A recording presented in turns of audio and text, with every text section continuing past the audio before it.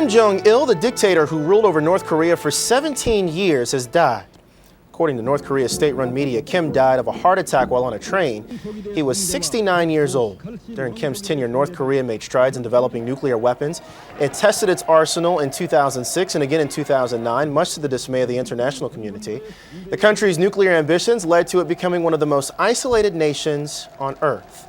For more, we're joined by CBS News foreign affairs analyst Pamela Falk. Pam, good morning to you. Good morning, Terrell. First of all, do you think we'll see any changes at all in the Korean Peninsula? What happens next? Well, his legacy is one of leaving the country isolated, clearly impoverished, and the people at the behest of a lot of money going to the military, obviously a very strong military. What happens next is that his son takes over, Kim Jong Il, who's 27, and so doesn't have the kind of experience he had. There's likely to be some kind of questions about what comes next, but it's both a time of opportunity for the United States, which we saw right after 2008 when there was some kind of a medical incident, probably a stroke of Kim Jong Il, and there was a lot of interest in negotiations. So we're likely to see some opportunity, but it's also a dangerous time. So you mentioned this moment of opportunity, something that the U.S. you think is looking for?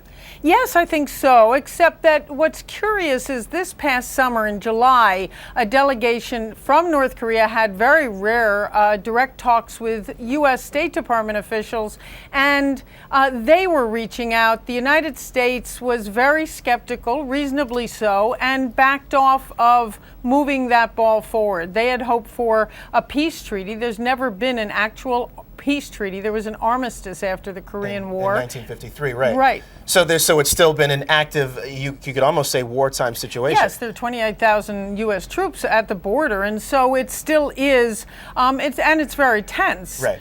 Hey, let's talk about something else here. And you mentioned before the talks with the U.S. There's this food aid deal that was discussed, at least in reports this week, that a deal would be announced between the U.S. and North Korea. In exchange for food aid going to North Korea would give up its nuclear ambitions or what it's trying right now in its uranium enrichment program. Will that deal still go forward?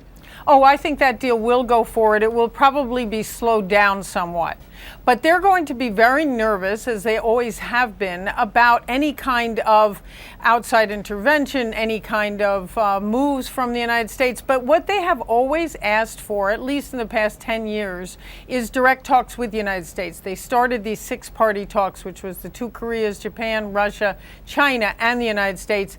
And in a very rare moment, the North Korean ambassador to the UN called CBS in, and I went and spoke with him. And his argument was they had promised food aid during the Bush administration. This is George W. Bush. They had promised all the oil, even fuel for North Korea in exchange, and they hadn't gotten the U.S. side. Now that was a change of government. All things were happening at that point. What they're still looking for is that kind of food aid. And so with a unilateral exchange, or at least some kind of food aid, they are very unlikely, is what I would say, to give up their nuclear program. But they may freeze it for a while, and that may be enough to open the door to some kind of negotiations. But I'm very skeptical about it. There's been an on and off for really 60 years with Kim Jong Il's father and with him, and so it's unlikely that progress will develop. Let's talk about North Korea as a whole now. Is there a fear, should there be a fear worldwide and in the U.S. specifically, of an unstable North Korea? Yes, I think there should be. This is a dynasty, and there have been gripes within the military and from other foreign government officials in the DPRK, in North Korea, about the dynasty continuing, especially with his younger son. And so there may be some kind of jockeying. Even Kim Jong Il had others at his side for power. And when there is jockeying for power in North Korea, which happened in 2009, all of a sudden there was a rocket launch, there was underground testing, and of course in 2010 you saw the sinking of the South Korean ship.